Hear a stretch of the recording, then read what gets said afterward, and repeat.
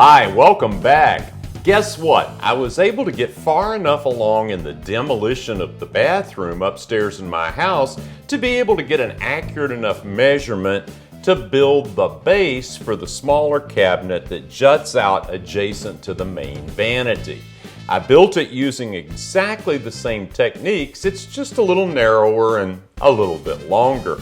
But you can see how this toe kick is going to look down here. I think it's going to be okay. So what's the next step? Maybe build the cabinet sides? No, I'm going to throw you a curve. We're going to do the face frame first. So let's get going.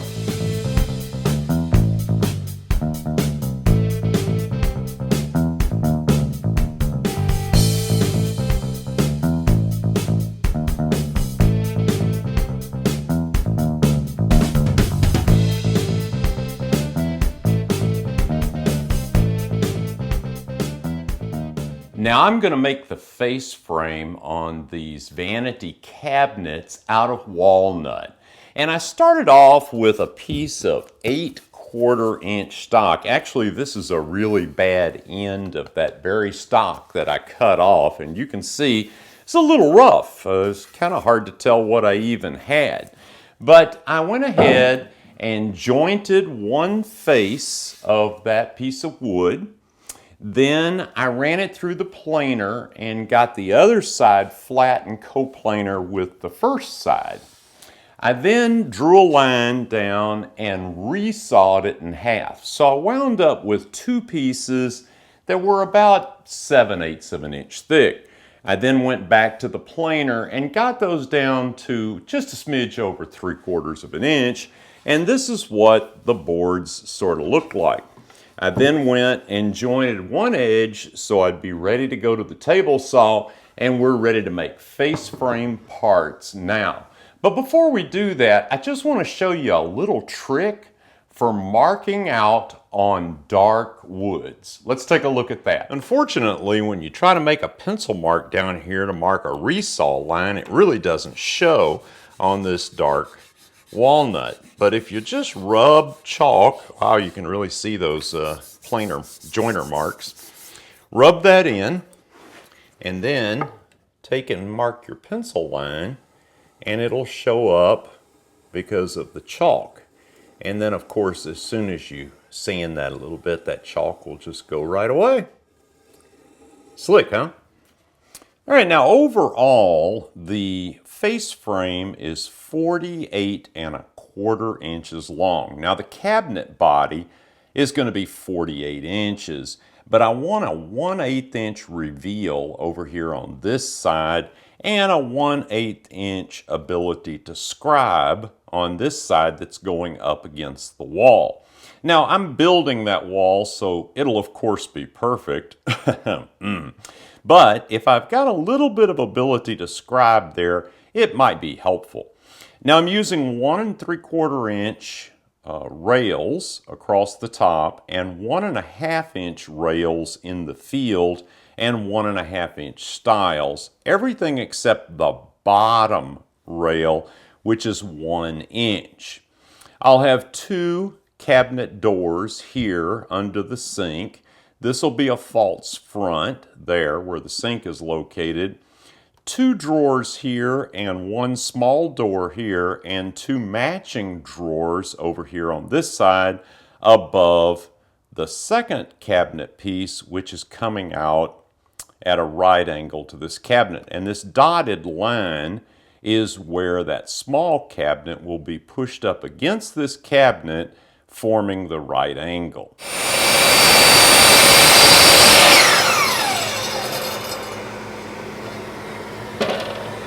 All right, I'm cutting my rail stock to length now. I'm just about done, so we can go mock this up and take a look. Well, I always advocate mock assembling or dry assembling something before you cut the final joinery or do the glue up, and I'm sure glad I did. First of all, my drawing was off in one place here. The drawing actually showed this bottom rail being solid, but in my cut list, I had cut all of these stiles the same length because they really should go through all the way to the bottom.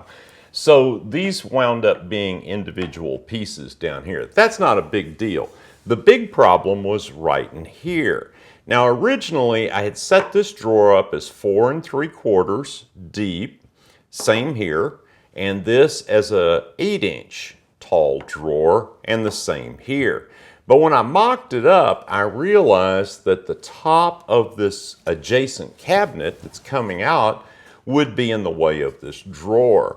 So what I did was I measured down for the toe kick and measured up to where the top of this cabinet is going to be, and I made it come out to exactly the bottom of this rail. Then when a 3/4 inch top is put on top of this side cabinet, it will come dead center of this rail, leaving room for this drawer to clear as it opens. So always mock these things up and it'll be very helpful. Now I've used some blue painter's tape to mark off where my joints are, and I've numbered all the pieces. So I'm ready to cut domino holes out, and then we'll be ready to glue this up.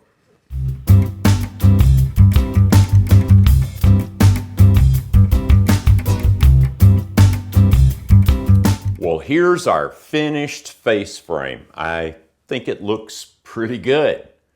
What, you think we missed a step? Well, actually we missed a few steps, but not to worry, because now we need to build the face frame for the smaller cabinet that runs perpendicular to the main vanity. So we'll go through the steps quickly for that face frame. All right, so here's the face frame for the smaller cabinet that runs perpendicular to the main vanity. And you can see the overall length is 58 3/4 inches. And you'll notice that I've put a 2-inch stile here on the left end, a 2-inch stile in the middle, and 1 3/4 inches on the right. The reason for the 2-inch stile on the left-hand end is I want that stile to give me a 1/4 inch overhang. The dimensions in the bathroom are such that I need to be a little over, and then I can trim it down to fit perfectly once I get it into place. And the reason for the 2-inch stile in the middle is because I'm going to put doors, 4 doors in here, and they're going to be 1/2 inch overlay. And I want to make sure there's room to open both these doors without them interfering with one another.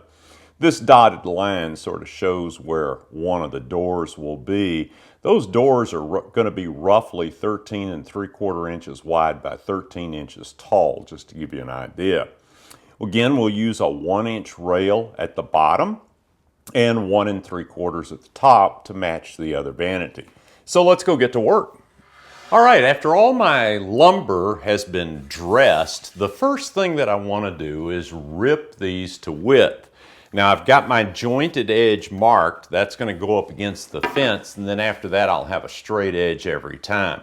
Now be really careful when ripping this small width stock. Be sure and use a push stick and exercise all caution at the table saw.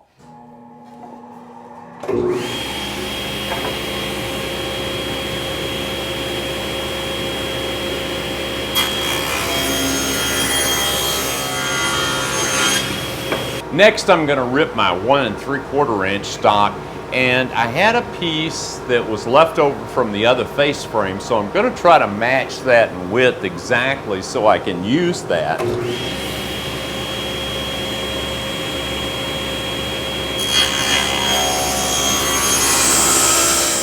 All right, now this is the second piece of wood that I ripped. And I could tell as soon as I started ripping it that I wasn't going to be able to use it. And the reason is because as I was ripping it, it was releasing tensions in the wood, and it was closing up behind the riving knife. You can see here exactly what happened. This is where I started the cut, and it just started closing up. There was just too much tension inside the wood, and I'll be able to straighten this out on the joiner and possibly use it someplace else, but I won't be able to use it in this project. All right, I want to show you one more little chalk trick. I love chalk in the shop. It's so handy to have. If you have a piece of wood and you can't remember or forgot to mark which side was jointed or which side was run through the table saw, chalk makes it pretty easy to figure it out. Rub this on here and you can actually see the saw blade marks. If you rub it on the jointed side, you can actually see the joint or knife marks. So it really makes it easy to figure out what the orientation of your wood is. All right, this is my 2-inch stock and I need two pieces 14 3/4 inches long. And what I've done here, I've got this piece, it's got really straight grain right in here, but right about here, it starts to sort of tail off. And it runs really straight up until about right here, and it starts to get a little weird again. So what I did was I made a couple of marks here, 15 or so inches apart, just to make sure that I had enough stock. Now what I'm going to do is I'm going to slice off this end and get rid of that, and then I'll cut my two 14 3/4 inch pieces out of the straightest grain section of this piece of wood. When working on something like a face frame, getting an absolute square assembly is essential. And so for that reason, anytime there are two or more parts, I always use a stop block that assures you of getting exactly the same length on those pieces. Having precisely the same length every time will go a long ways towards helping you have a square assembly.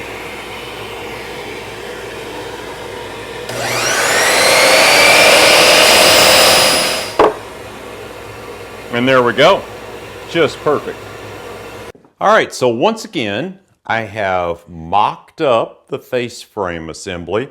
I've got it pushed up to a nice straight board. I've got clamped to my outfeed table, and I've got the pieces in place, and I've got the dominoes just laid there just so I had enough to get the job done.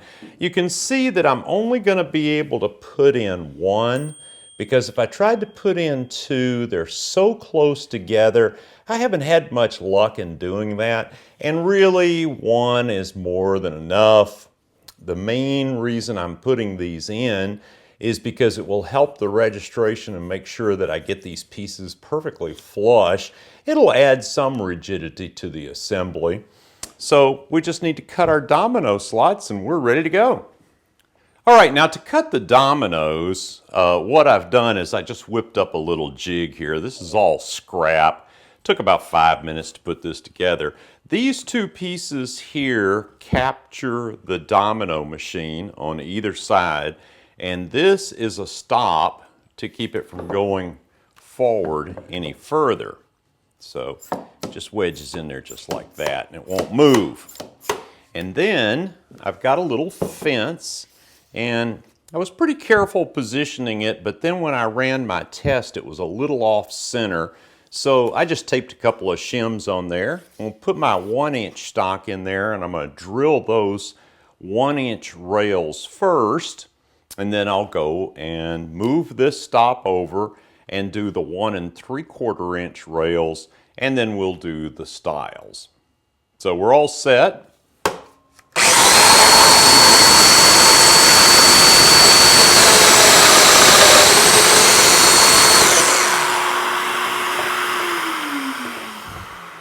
All right, now I've repositioned this fence and I can cut the domino in the end of these other rails.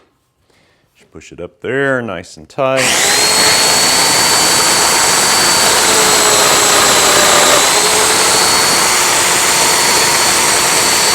And there we go.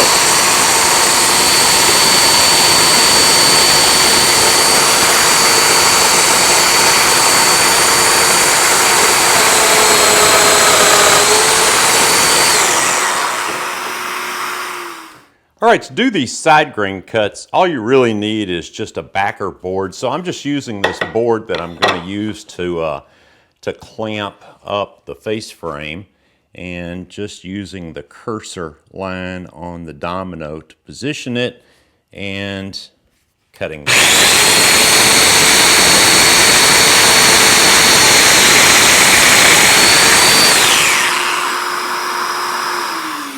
Kind of shows you how easy the domino is to use since I'm doing it right-handed, and I'm still managing to get by. Barely, but I'm getting by. I'll see if I can keep my hand out of the way so you can see what's going on.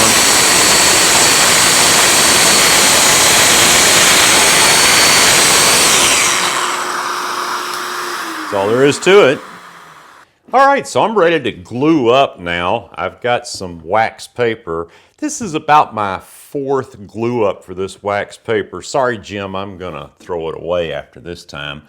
I'm gonna put a little glue here, and I've tried this a bunch of different ways, and the way I kind of like to do it is to put a little glue on, and when I smear the glue, smear it towards the hole.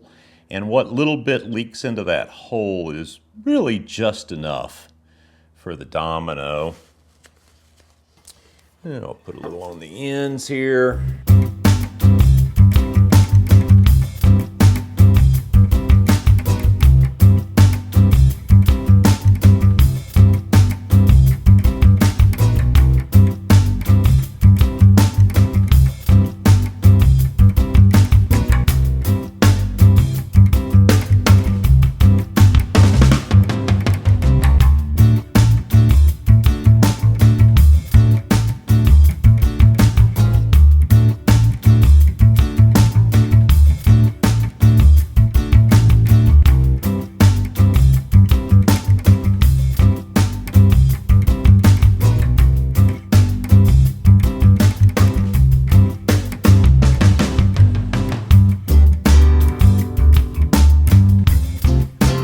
All right, once you get the clamps on, just make sure that everything is flushed up to your registration board and do the final tightening on your clamps. Make sure everything is flush and even, and you're good to go. So that's it.